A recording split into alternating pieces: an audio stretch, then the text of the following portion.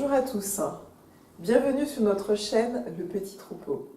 Je m'appelle Sandra et j'aimerais vous présenter une série d'études bibliques sur le livre des Révélations ou le livre de l'Apocalypse. Ce livre est un livre ouvert. Il a été spécialement écrit pour notre époque et pour les derniers jours de l'histoire de notre temps, du temps de la Terre. Une bénédiction toute spéciale est offerte à tous ceux qui étudient ce livre et suivent le conseil divin qui y est transmis. Premièrement, ces séries d'études vous permettra d'avoir un apport personnel pour votre vie personnelle. Deuxièmement, vous obtiendrez une compréhension nouvelle de l'histoire du monde et des conditions troublantes de notre temps. Troisièmement, vous découvrirez que des événements troublants sont sur le point de s'accomplir sur la Terre et vous serez préparés à y faire face. Quatrièmement, vous comprendrez la guerre séculaire qui fait rage entre Christ et Satan et en quoi elle peut affecter votre vie. Cinquièmement, vous découvrirez les plans du diable pour vous prendre dans ses pièges. Avertis à l'avance, vous pourrez y échapper. Dieu et Satan cherchent à obtenir votre loyauté.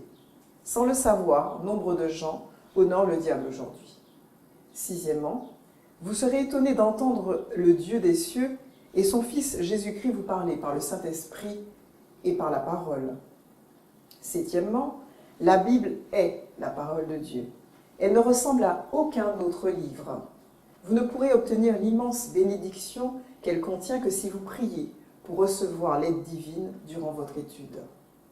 L'étude de l'Apocalypse, huitièmement, vous amènera à prendre les décisions les plus mémorables pour votre vie. Vous déborderez de joie et d'enthousiasme.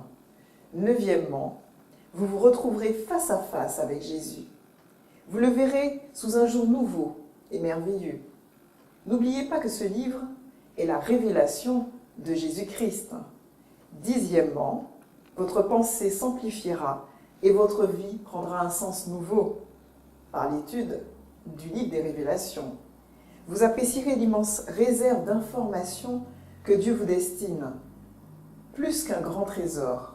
Et vous direz maintenant, je comprends le livre des Révélations, le livre de l'Apocalypse.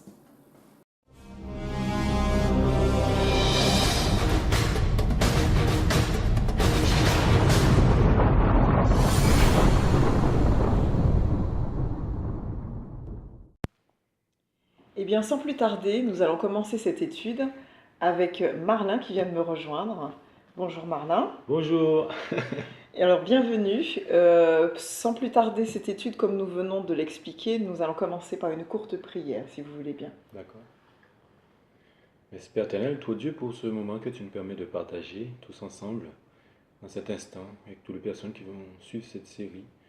Nous te prions afin que tu puisses nous accorder pleinement ton esprit jusqu'à notre plénitude, afin de pouvoir comprendre et d'assimiler et de vivre tout ce que tu nous enseigneras et que notre cœur soit touché et afin d'annoncer ce message que Dieu souhaite que chacun d'entre nous connaisse et que le monde entier connaisse, notamment Apocalypse 14 et les messages des trois anges. Alors Seigneur, que tu puisses nous inspirer tout au long de cette série et que ton esprit soit notre guide, Seigneur, que tu puisses vivre pleinement en nous et que toute gloire te revienne. Nous te demandons pardon pour nos péchés et te demandons toutes ces grâces au nom et par les mérites de ton Fils, Jésus-Christ, et pour ta gloire. Amen. Amen. La première question que je voudrais vous poser, Marlin, comment ce livre nous est présenté et qui sont les acteurs de ce livre? C'est vrai que l'Apocalypse, que nous pouvons prendre déjà, Apocalypse chapitre 1, et nous allons lire le verset 1 qui nous dit « Révélation de Jésus-Christ qu'il a reçu de Dieu pour montrer à ses serviteurs les choses qui doivent arriver bientôt, et qu'il a fait connaître par l'envoi de son ange à Jean, son serviteur. » Donc on voit que Dieu l'a donné à Jésus-Christ, et Jésus l'a donné à l'ange, et l'ange l'a donné à Jean, son serviteur, et ensuite Jean l'a transmis aux sept églises. Très bien. Donc on peut voir que ce sont des intermédiaires fiables. Donc le message est pur et véridique. Amen. Alors, qu'est-ce que l'on peut comprendre par révélation? Révélation ou Apocalypse en grec, bien évidemment, vient directement de Dieu, insufflé par Dieu. Et nous pouvons prendre le livre Amos, le livre d'Amos, chapitre 3, verset 7. Ce livre qui nous dit « Car le Seigneur l'Éternel ne fait rien qu'il n'ait révélé son secret à ses serviteurs les prophètes. » Voilà. Donc, cela a été insufflé par Dieu et Dieu révèle cela en fait à ses serviteurs. Et ensuite, nous pouvons prendre aussi dans le livre des Révélations, l'Apocalypse 22. Oui. Donc Apocalypse 22 à partir du verset 6. 6. Donc c'est le dernier livre de l'Apocalypse pour ceux qui cherchent. Alors, il nous est dit ceci. Il me dit ensuite, ces paroles sont certaines et véritables. Et le Seigneur, le Dieu des saints prophètes, a envoyé son ange pour déclarer à ses serviteurs les choses qui doivent arriver bientôt. Donc on voit à travers tout cela que Dieu révèle ces choses à ses serviteurs. Et ces serviteurs sont là pour pouvoir annoncer, comme il nous a été demandé, le message des trois anges d'Apocalypse au monde entier. Donc, effectivement, Dieu ne cache rien pour ceux qui veulent comprendre. Exactement, car le livre, Dieu nous révèle tout à travers sa parole. Très bien. Qu'est-ce qu'un serviteur dans la Bible? Un serviteur, c'est un vrai chrétien. Ce sont les saints qu'on peut lire dans Apocalypse chapitre 14, verset 12. Très bien. Il nous dit, c'est ici la patience des saints. Ce sont ici ceux qui gardent le commandement de Dieu et la foi de Jésus. Donc les vrais chrétiens, les saints, ce sont ceux qui gardent le commandement de Dieu et qui ont la foi de Jésus. Et on peut voir dans Apocalypse, toujours Apocalypse chapitre 7, que je vous invite à prendre au verset 3. D'accord. Alors, en disant, ne nuisez point à la terre, ni à la mer, ni aux arbres, jusqu'à ce que nous ayons marqué d'un sceau le front des serviteurs de notre Dieu. Donc, les serviteurs de Dieu seront marqués d'un sceau sur le front de ces serviteurs. Donc, les saints. Donc, ceux qui ont gardé les commandements et qui ont la foi de Jésus. Voilà qui seront ces personnes qui seront marquées du sceau de Dieu. D'accord. Et aussi dans Apocalypse 22. Donc, on retourne sur Apocalypse 22. À partir de quel verset, Marlon? Verset 3. Donc, il n'y aura plus aucun anathème, et le trône de Dieu et de l'agneau sera en elle, et ses serviteurs le serviront. Voilà. Les serviteurs de Dieu serviront Dieu. Et aussi au verset 6. Il me dit ensuite, ces paroles sont certaines et véritables, et le Seigneur, le Dieu des saints prophètes, a envoyé son ange pour déclarer à ses serviteurs les choses qui doivent arriver bientôt. Donc Dieu passe par ses serviteurs. Donc Dieu ne fait rien sans avertir les autres. D'accord. Alors, qu'est-ce que l'on est censé comprendre par bientôt? Parce qu'on le lit, on vient de le lire. Bientôt, quand on regarde dans l'Apocalypse chapitre 1, on nous dit révélation de Jésus-Christ qu'il a reçu de Dieu pour montrer à ses serviteurs les choses qui doivent arriver bientôt et qu'il a fait connaître par l'envoi de son agent, son serviteur. Le mot bientôt traduit par promptement, bientôt, sous peu, dans le sens d'imminent ou révocable en fait. Donc c'est quelque chose qui est là, qui est à la porte en fait. Donc on peut prendre 2 Pierre. D'accord. À partir de quel verset? 2 Pierre 3. Alors, 2 Pierre 3, versets 8 et 9, c'est 8 ça? et 9. Toutefois, bien-aimés, n'ignorez pas une chose, c'est que pour le Seigneur, un jour est comme 1000 ans, et 1000 ans sont comme un jour. Le Seigneur ne retarde point l'exécution de sa promesse, comme quelques-uns le croient qu'il y ait du retard, mais il use de patience envers nous, ne voulant point qu'aucun périsse, mais que tous viennent à la repentance. Donc là, nous voyons que un jour est comme 1000 ans, et 1000 ans est comme un jour pour Dieu. Cela veut dire que pour nous, à l'heure d'aujourd'hui, on ne peut pas se permettre de tarder, car le temps est court. Pour nous, 1000 ans, c'est énorme, mais 1000 ans pour Dieu, c'est un jour. Donc, et en plus, il nous dit au verset 9, Il use de patience envers nous. Il use de patience envers nous.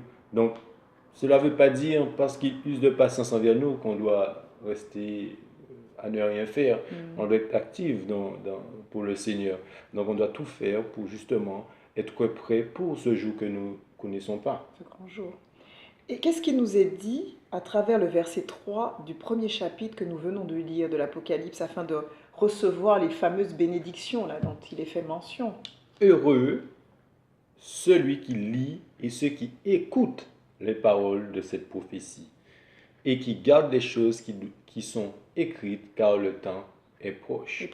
Celui qui lit. Donc, qu'est-ce que Timothée, 2 Timothée 2 nous enseigne? Donc 2 Timothée 2, verset 3. Alors 2 Timothée 3, pardon, oui, verset 14 à 17, hein, c'est ça, hein? Oui. Alors il nous est dit, 2 Timothée 3, donc on va le prendre ensemble, hein. C'est une gymnastique qu'il faut avoir hein, quand on étudie la Bible, hein. Il ne faut pas hésiter à tourner les pages, hein. Donc 2 Timothée 3 à partir du verset 14. Pour toi, demeure ferme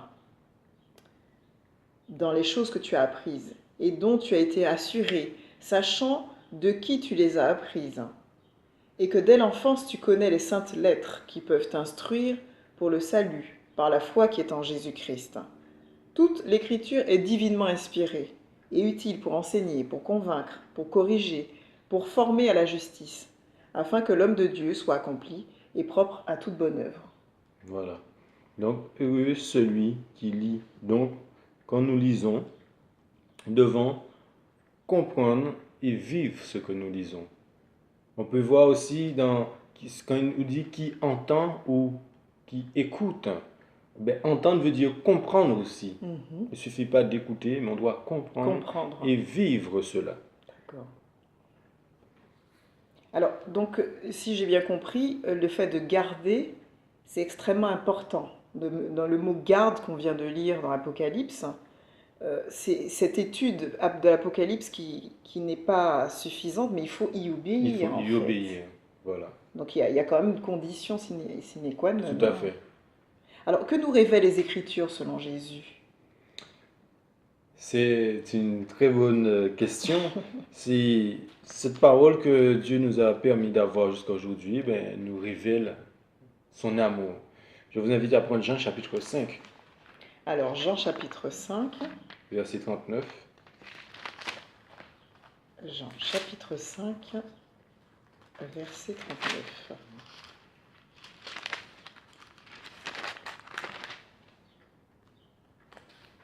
Alors, j'ai une petite page. Hop là. Jean chapitre 5, verset 39. Vous sondez les Écritures parce qu'en elles vous croyez avoir la vie éternelle, et ce sont elles qui rendent témoignage de moi. Donc, en sondant les Écritures, en étudiant la parole de Dieu, en apprenant à connaître son amour, son Fils, eh bien, en son Fils, nous pouvons et nous avons la vie éternelle. Matthieu 19.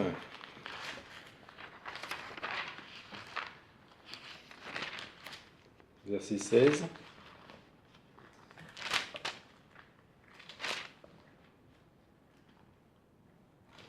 Nous dit, et voici, c'est bien ça, Matthieu 19, verset 16 et 17, oui. Et voici quelqu'un s'approchant, lui dit, bon maître, que dois-je faire de bien pour avoir la vie éternelle? Il lui répondit, pourquoi mon petit bon? Personne n'est bon, sauf Dieu seul. Si tu veux entrer dans la vie, garde les commandements. Donc nous voyons qu'il y a une condition déjà, c'est pour obtenir cette vie éternelle, nous devons garder les commandements de Dieu. Les 10 commandements de Dieu. Car celui qui transgresse un est coupable de tous. De tous. Et aussi, on peut voir dans Jean 3, verset 16, que nous connaissons, car Dieu a tant aimé le monde. Dieu a tant aimé le monde qu'il a donné son seul Fils unique, engendré, afin que quiconque en lui ne périsse point, qu'il ait la vie éternelle. Nous devons croire que Jésus-Christ est littéralement le Fils de Dieu. Voilà. Ainsi que dans Jean 3, toujours dans Jean 3, verset... Jean 3, verset 36. Donc celui qui croit au Fils a la vie éternelle, Mais celui qui refuse de croire au Fils ne verra point la vie, mais la colère de Dieu demeure sur lui. Voilà. Donc, nous devons croire au Fils. Nous devons croire au C'est Fils. extrêmement important. Donc, nous devons croire que Dieu a un Fils. Déjà. Donc, nous devons croire au Fils de Dieu. Ça, c'est quelque chose de très primordial. très primordial. Ensuite, nous pouvons aller dans Jean chapitre 6,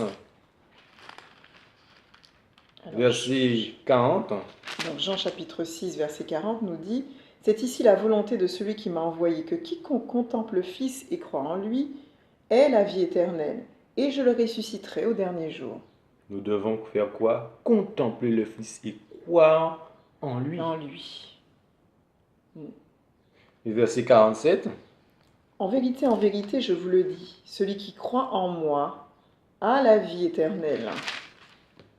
Amen. Amen. Donc, pour avoir la vie éternelle, nous devons croire en Jésus-Christ. Puisque c'est lui-même d'ailleurs qui parle dans ce texte. Exactement, nous devons croire au Fils de Dieu. Et ce que Dieu nous a fait, un don merveilleux que nous pouvons retrouver dans Romains, donc Romains, chapitre 6, verset 23.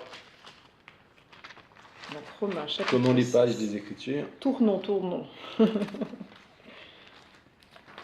Verset 23. Car le salaire du péché, c'est la mort, mais le don de Dieu, c'est la vie éternelle en Jésus-Christ, notre Seigneur. Voilà, Dieu nous a fait un don. Le don de Dieu, c'est la vie éternelle en son Fils. En son Fils. Voilà. Et puis, un dernier texte, Jean 17. Alors, verset Jean 3. 17. Jean chapitre 17, verset 3. Jean chapitre 17, verset 3 nous est dit « Or, c'est ici la vie éternelle, qu'ils te connaissent, toi le seul vrai Dieu, et Jésus-Christ que tu as envoyé. » Nous devons connaître le Amen. Père et le Fils. Et le Fils, c'est extrêmement important. Pour avoir la vie éternelle. Le Père et le Fils. Ça, c'est quelque chose à retenir. C'est extrêmement important. Donc, la vie éternelle en Jésus est extrêmement importante. Il n'y a pas d'autre chemin. Il n'y a pas d'autre chemin. Alors, quel enseignement devons-nous prendre en compte selon le... Croire en ce que les prophètes ont dit. Et ça, on peut le vérifier dans Luc. Donc Luc qui est Luc chapitre 24. Chant, justement. Oui. Donc Luc 24, à partir de quel verset? Versets 25 et 27.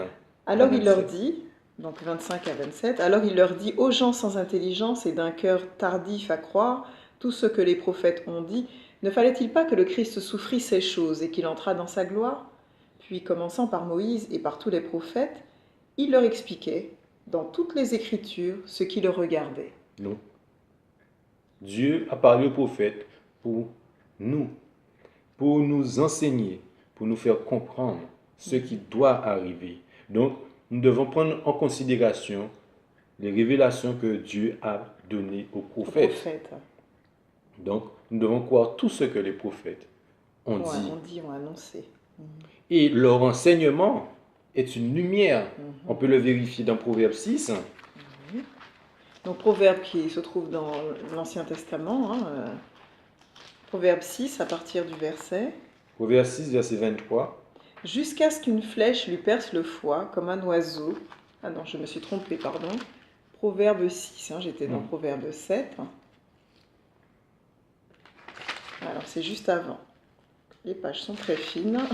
Verset 23. Car le commandement est une lampe, l'enseignement est une lumière, et les corrections propres à instruire sont le chemin de la vie. Amen. Amen. Nous pouvons voir l'enseignement. Ce que Dieu a révélé le prophète pour nous est une lumière pour nous. Donc nous devons prendre en considération tout ce que Dieu a révélé aux prophètes. Et c'est pas tout. Nous devons faire quoi? Retenir les enseignements. Je vous invite à prendre 2 Thessaloniciens, chapitre 2, verset 15, Nouveau Testament. Alors, 2 Thessaloniciens, chapitre 2, verset 15. Voilà ce qui nous est dit. C'est pourquoi, frères, demeurez fermes et retenez les enseignements que nous avons donnés, soit de vive voix, soit par notre lettre. Vous voyez? Donc, il faut retenir. Nous devons retenir les enseignements que nous vous avons donnés, soit de vive voix, soit par nos lettres. Donc il ne suffit pas de lire, mais nous devons aussi Retenir. retenir les enseignements des prophètes. Donc les enseignements viennent des prophètes, effectivement. Ah ben oui. Donc a priori, à travers la parole de Dieu. Et comment Dieu veut-il ou souhaite-t-il nous faire part de cette révélation? Comme on l'a vu dans l'Apocalypse chapitre 1, Oui. Donc retournons dans le livre de l'Apocalypse, hein, chers amis. c'est le livre que nous allons étudier en large et en travers. Mais oui, hein. Révélation de Jésus-Christ qu'il a reçu de Dieu pour montrer à ses serviteurs les choses qui doivent arriver bientôt. Montrer, faire connaître, faire voir, apprendre, manifester. Donc le mot montrer indique une vision panoramique, on va dire. L'Apocalypse, c'est un livre d'images divins, des événements futurs donnés à Jean dans une vision. Donc Dieu, par la révélation, a montré à son serviteur. Donc d'une manière imagée, comme on va le découvrir, avec beaucoup d'images, de symboles, mais Dieu ne laisse pas son peuple dans l'ignorance. Dans l'ignorance. Ouais. Alors, pourquoi Dieu communique-t-il son message, en fait? Dieu nous aime quand même. Il nous communique son message pour connaître ce qu'il veut nous enseigner. Pour que nous ne puissions pas être dans l'ignorance. Donc, faire connaître, c'est quoi? Donner un signe, signifier, indiquer, faire connaître quelque chose. Donc, communiquer par signe ou symbole, les prophéties de l'Apocalypse sont donc écrites dans un langage symbolique. D'accord. Alors, pourquoi Jésus parlait-il en parabole? Parce qu'on le voit souvent dans les textes. C'est pour nous amener à connaître les mystères. Mais quel mystère? Le mystère du ciel. Matthieu, chapitre 13. Alors, Matthieu. Donc, c'est le premier livre des évangiles. Hein. Donc, on retourne à Matthieu, cette fois, qui est un des disciples du Christ. Matthieu, chapitre 13. À partir de quel verset? Matthieu, chapitre 13, verset 10 Alors, à 15. 10 à 15. Voilà ce qui nous est dit. Alors, les disciples s'étant approchés lui dirent: pourquoi leur parles-tu en parabole? Il répondit et leur dit: parce qu'il vous est donné de connaître les mystères du royaume des cieux. Le mystère. Pourquoi il nous parle en parabole? Pour nous permettre de connaître les mystères du royaume des cieux. Mais cela ne leur est point donné, car on donnera à celui qui a, et il y aura encore davantage. Mais pour celui qui n'a pas, on lui ôtera même ce qu'il a. C'est à cause de cela que je leur parle en similitude, parce qu'en voyant qu'ils ne voient point, et qu'en entendant qu'ils n'entendent et ne comprennent point. Ainsi s'accomplit en eux la prophétie d'Ésaïe, qui dit: vous entendrez de vos oreilles et vous ne comprendrez point. Qui est un prophète d'Ésaïe. Oui, bien sûr. En voyant vous verrez et vous ne discernerez point, car le cœur de ce peuple est appesanti. Ils entendent dur de leurs oreilles et ils ont fermé les yeux, de peur qu'ils ne voient de leurs yeux et qu'ils n'entendent de leurs oreilles, et qu'ils ne comprennent du cœur, et qu'ils ne se convertissent, et que je ne les guérisse. Mais vous êtes heureux d'avoir des yeux qui voient et des oreilles qui entendent. Car je vous dis en vérité que plusieurs prophètes et justes ont désiré de voir ce que vous voyez et ne l'ont pas vu, et d'entendre ce que vous entendez et ne l'ont pas entendu. Voilà. Donc on voit que Jésus a parlé en parabole pour permettre de connaître le mystère du royaume des cieux. Et que cela ne leur a pas été donné. À qui? À ces personnes qui n'ont pas voulu s'approcher du maître concrètement pour pouvoir... L'humilité, en fait, peut-être n'a pas été à leur porte. Mais Dieu souhaite nous révéler, nous qui voulons être obéissants et humbles de cœur, à comprendre tout ce qu'il souhaite nous révéler. Et on voit encore, c'est à travers les prophètes. On peut prendre Luc 8, verset 10, qui nous parle un peu de la même chose, qu'il a été donné de connaître le mystère du royaume de Dieu, mais il en est parlé aux autres en parabole, de sorte qu'en voyant, ils ne voient point, et qu'en entendant, ils ne comprennent point. Et puis Matthieu 13, où nous étions, verset 35. Donc je lis, n'empêche Luc 8, verset 10, hein, c'est nécessaire? Non, c'est oui, ça. C'était une référence à juste noter. Voilà. Donc il dit au verset 35, de sorte que ce qui avait été dit par le prophète en ces termes fut accompli. J'ouvrirai ma bouche en similitude, j'annoncerai des choses qui ont été cachées depuis la création du monde. Voilà. Donc prendre en compte les enseignements des prophètes, que ce soit plus accessible pour susciter un intérêt chez ceux qui cherchent à comprendre réellement la parole de Dieu. Nous devons alors regarder aux écrits des prophètes, ce que Dieu a révélé aux prophètes en fait. Alors, que cela produise une conversion du cœur ou pas. L'idée, c'est déjà de pouvoir s'approcher de l'écriture et de voir ce que l'écriture veut nous apporter. Exactement en fait. Alors, pouvons-nous comprendre les symboles donc, de la prophétie biblique? On sait que Dieu nous cache rien. Donc Amos 3, Oui. verset 7. Donc Amos qui se trouve parmi ce qu'on appelle les petits prophètes dans l'Ancien Testament, mais qui ont beaucoup de choses à nous dire. Donc Amos. Donc, n'hésitons pas à tourner. Vous l'avez, Marlon? Oui, c'est bon. Je vous en prie. 3, verset 7. C'est bien ça, hein? Amos 3, verset 7. Oui. Car le Seigneur l'Éternel ne fait rien qui n'ait révélé son secret à ses serviteurs, les prophètes. Donc Dieu ne fait rien qui n'ait révélé son secret à ses serviteurs, les prophètes. Donc oui, nous pouvons comprendre les symboles bibliques. Oui.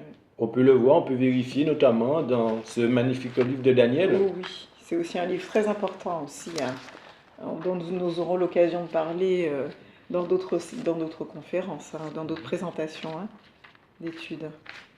Donc Daniel, le livre de Daniel, qui est un livre aussi riche en enseignements. Verset 23. Je vous en prie. Alors Daniel 7, verset 23. Il me parla ainsi.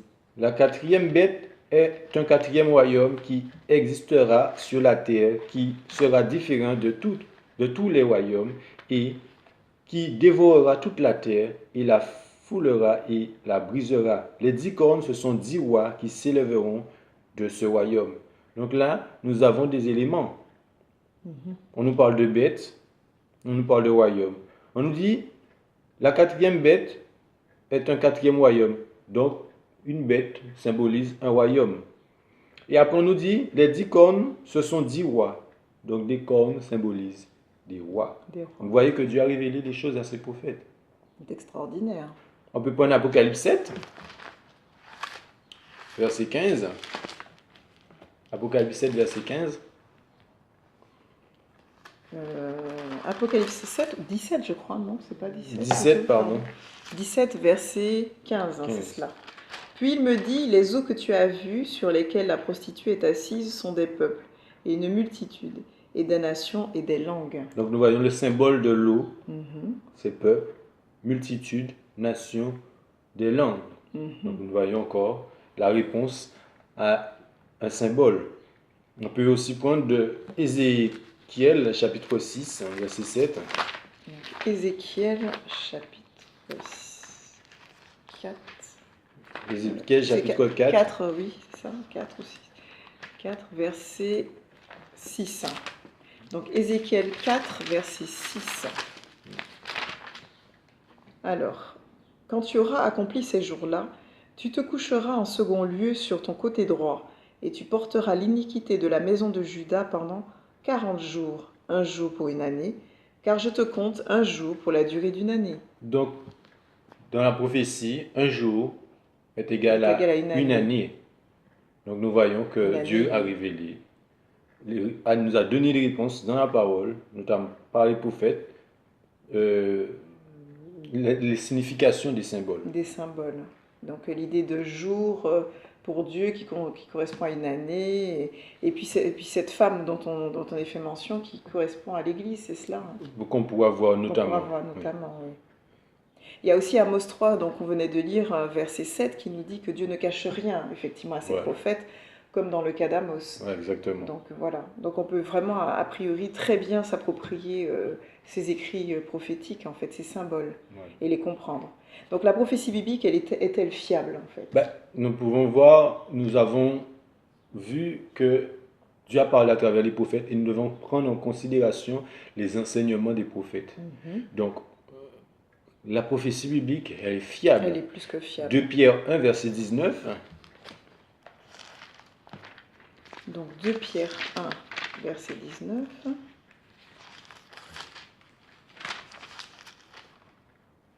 De Pierre.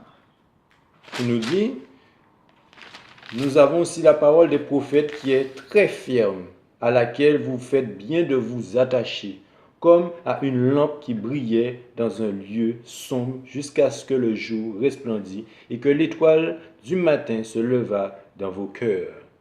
Donc nous voyons effectivement que la prophétie biblique, elle est fiable. Nous voyons que la parole des prophètes, qui est très ferme, nous voyons que c'est Dieu qui a parlé aux prophètes. Nous voyons que donc, tout ce que Dieu a pu révéler aux prophètes est fiable. Amen. Ensuite, on nous parle de l'étoile du matin se leva dans nos cœurs. Apocalypse 22. Donc nous retournons dans le livre de l'Apocalypse, le dernier chapitre de l'Apocalypse, n'est-ce pas? Le verset 16. Donc Apocalypse verset 16 nous dit « Moi Jésus, j'ai envoyé mon ange pour vous rendre témoignage de ces choses dans les églises. Je suis le rejeton et la postérité de David, l'étoile brillante du matin. » Donc Jésus-Christ doit se lever dans nos cœurs, les amis, en acceptant le témoignage des prophètes, les révélations que Dieu a données aux prophètes. Eh bien, Jésus-Christ se révèle à nous. Jésus-Christ se lèvera. Se lève. C'est une lumière merveilleuse. Du matin, cette lumière. C'est merveilleux d'entendre ces choses. Donc la prophétie biblique est plus fiable qu'un témoin oculaire. Donc nous met-il en garde contre les interprétations personnelles, par contre? Parce que c'est vrai qu'on peut voir des choses, des symboles et interpréter à notre façon. Mais est-ce qu'il n'y a pas de mise en garde? La parole nous dit qu'aucune prophétie de l'Écriture ne peut être un objet d'interprétation. C'est extrêmement important ce que vous dites. Particulière. 2 Pierre 1, verset 20. Alors, 2 Pierre 1, verset 20. Sachez tout d'abord ceci, que nulle prophétie de l'Écriture ne vient d'une interprétation particulière. Vous voyez? Aucune prophétie. Prophétie du prophète, qui vient des prophètes. Donc, cela ne peut pas être un objet d'interprétation. Dieu l'a établi ainsi et doit rester ainsi. Et Apocalypse 22. Donc, Apocalypse 22. Versets 18 et 19. Alors, je proteste à quiconque entend les paroles de la prophétie de ce livre que si quelqu'un y ajoute, Dieu fera tomber sur lui les plaies écrites dans ce livre. Et si quelqu'un retranche des paroles du livre de cette prophétie, Dieu retranchera sa part du livre de vie et de la sainteté et des choses qui sont écrites dans ce livre. Donc une malédiction pour celles et ceux qui osent interpréter, voire modifier la parole de Dieu. Donc c'est extrêmement grave, puisqu'il s'agit d'une malédiction pour celles et ceux qui osent interpréter et qui osent modifier la parole de Dieu, n'est-ce pas? Alors, pourquoi certaines personnes disent-elles que l'Apocalypse est incompréhensible? On peut revoir dans... On retourne dans les textes, hein, quoi qu'il en soit, la parole répond. 2 Pierre 1, verset 2. Pardon.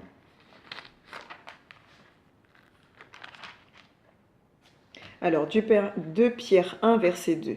La grâce et la paix vous soient multipliées dans la connaissance de Dieu et de notre Seigneur Jésus.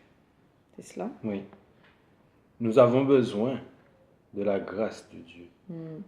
Et en cherchant à méditer le Christ, en étant plus proche de lui chaque jour, il nous révélera ce qu'il souhaite nous révéler. Car la parole nous dit, sachez tout d'abord ceci, que nulle prophétie de l'Écriture ne vient d'une interprétation particulière, sachant tout d'abord vous-même qu'aucune prophétie de l'Écriture ne peut être un objet d'interprétation Révélation particulière. particulière. Donc on ne doit pas interpréter les Écritures. Mais Dieu nous a révélé à travers les prophètes, à travers les symboles, et notamment en réponse aux symboles, chaque chose, chaque élément nous apporte une réponse. Donc, peut-être que certaines personnes disent que l'Apocalypse est incompréhensible, mais c'est vrai que c'est l'Esprit de Dieu qui montre les choses. De nous-mêmes, nous n'avons Nous ne aucune pouvons capacité. pas comprendre. Mais Dieu a toujours eu un peuple fidèle et Dieu a toujours parlé à un peuple fidèle. Et notamment les prophètes. Et donc, à travers ces prophètes-là, Dieu a permis que cela puisse être retranscrit et que nous puissions être amenés à comprendre ce qui est dans la parole de Dieu. Car le Seigneur ne souhaite pas que nous soyons dans l'ignorance. Donc, le peuple de Dieu, le peuple honore Dieu des lèvres, mais pas dans le cœur, dans leur cœur. Un peuple non converti ne peut pas comprendre ce que Dieu souhaite nous révéler à travers les Écritures. Donc, nous devons être convertis et nous devons accepter que Jésus-Christ puisse faire sa demeure et le Père en nous. Bien sûr. Alors, donc le peuple honore Dieu des lèvres, mais pas dans leur cœur, comme on vient de le voir. Et Dieu a permis que le livre aussi soit scellé à la base. Oui, le livre soit scellé, mais à un point, jusqu'à un point donné. Mais après, nous dit que la connaissance augmentera.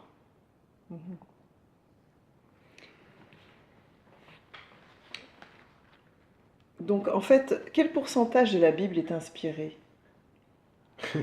2 Timothée, donc 2 Timothée, chapitre 3, versets 16 et 17.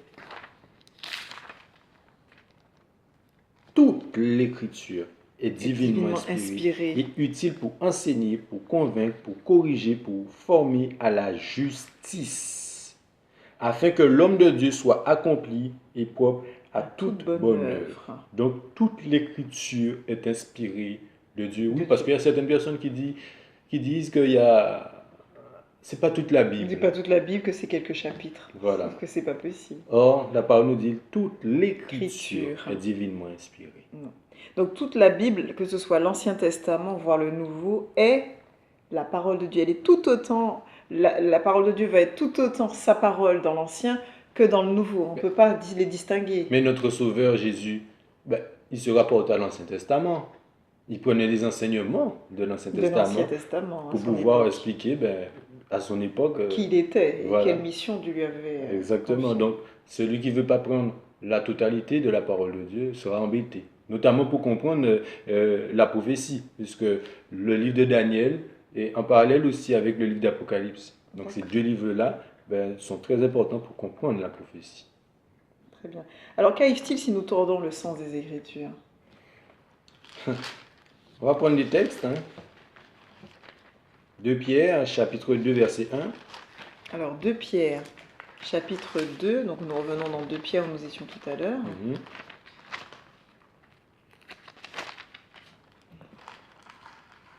Alors, 2 Pierre, chapitre 2, verset 1. Or, comme il y a eu de faux prophètes parmi le peuple, il y aura aussi parmi vous de faux docteurs qui introduiront secrètement des sectes pernicieuses et qui, reniant le Seigneur qui les a rachetés, attireront sur eux-mêmes une perdition soudaine. Voilà la réponse. Une perdition soudaine. Celui qui cherche à tordre le sens des Écritures attireront sur eux-mêmes une perdition soudaine. D'accord, donc on a 6 clés importantes à retenir par rapport à notre étude qu'on vient de voir à l'instant. Et on peut reprendre effectivement des textes pour justement se mettre bien à l'esprit tout ce que nous venons de voir. Il y a 1 Corinthiens 2, verset 14, qui nous dit « Or, l'homme animal ne comprend point les choses de l'Esprit de Dieu, car il lui semble folie. Il ne peut les comprendre parce que c'est spirituellement qu'on en juge. » Et c'est ce qu'on vient de voir. Ensuite, effectivement, on a d'autres textes, Marlin, comme Apocalypse 21, verset 6, et qui dit ceci « C'en est fait, je suis l'alpha et l'oméga, le commencement et la fin. Je donnerai gratuitement de la source d'eau vive à celui qui a soif. » Donc venons à cette eau vive, n'est-ce pas? Amen. Nous avons besoin de cette eau vive. Nous en avons besoin. Ensuite, on a en troisième clé importante, Dans 2 Timothée 2, on peut le lire verset 15, nous sommes allés tout à l'heure. « Efforce-toi de te montrer éprouvé devant Dieu, comme un ouvrier irréprochable, dispensant avec droiture la parole de la vérité. » Voilà. Ensuite, on a d'autres textes encore, on en a beaucoup dans la Bible. Pour Comme un ouvrier irréprochable. Comme un ouvrier irréprochable. Donc on a Acte 17 aussi, verset 11, qui nous dit « Ceux-ci eurent des sentiments plus nobles que ceux de Thessalonique, et ils reçurent la parole avec beaucoup de promptitude, examinant tous les jours les Écritures pour voir si ce qu'on leur disait était exact. » Nous devons être des Béréens. Nous devons être des Béréens et chercher constamment les réponses dans la parole, ne pas attendre que les personnes nous donnent ces réponses, mais que nous puissions les trouver nous-mêmes dans la parole de Dieu, n'est-ce pas? Ensuite, on a vu dans Apocalypse 1, verset 3, « Heureux celui qui lit, et ceux qui écoutent les paroles de cette prophétie, et qui gardent les choses qui y sont écrites, car le temps est proche. » On ne doit pas oublier, écouter veut dire comprendre. Comprendre et retenir, tout à l'heure, on en avait parlé. Alors ensuite, on a Jean 7, verset 17, pardon. « Si quelqu'un veut faire la volonté de Dieu, il connaîtra si ma doctrine est de Dieu, ou si je parle de mon chef. » Donc Jésus lui-même exprime le fait que c'est la volonté de Dieu qu'il fait en exprimant les desseins de Dieu à travers sa vie et à travers les Écritures. D'où la nécessité pour nous d'en faire autant. Exactement. Donc Apocalypse aussi 3, verset 10 nous dit encore une clé, « Parce que tu as gardé la parole de ma patience, moi-même, je te garderai de l'heure de la tentation qui doit venir sur le monde entier pour éprouver les habitants de la terre. » Tout à l'heure, on en parlait en introduction de l'importance de garder la parole, de l'étudier, de la retenir pour être prêt quand les tentations de Satan sont devant nous et pour être capable de tenir. Ensuite, il nous reste Apocalypse 22. Verset 14. Pour terminer. Voilà. Je vous laisse le soin, Marlin. Heureux ceux qui observent ces commandements, afin d'avoir droit à l'arbre de vie et d'entrer par les portes dans la ville. Dans la ville. Donc, il y a ce texte que nous connaissons et que nous aimons énormément. C'est qu'à travers ces commandements, ça ne suffit pas. Car Apocalypse 14, verset 12 nous dit, c'est ici la patience des saints. Donc il y a une patience et une persévérance, la patience des saints. Ce sont ici ceux qui gardent les commandements de Dieu et la foi de Jésus. Et c'est sur ces derniers mots que nous terminerons, Marlin, en vous donnant rendez-vous sur cette autre chaîne. Mais avant cela, nous allons faire une petite courte prière pour vous remettre dans l'étude de la parole de Dieu. Merci. Merci Père éternel, notre Dieu, pour ce moment que tu nous as permis de partager à travers cette étude. Voilà, Seigneur, que cela puisse se faire connaître et que les gens puissent, chaque personne qui verront ces études, puisse, Seigneur, se les approprier, qu'ils puissent aussi comprendre tout ce que tu souhaites révéler et que personne ne soit surpris de ce qui viendra.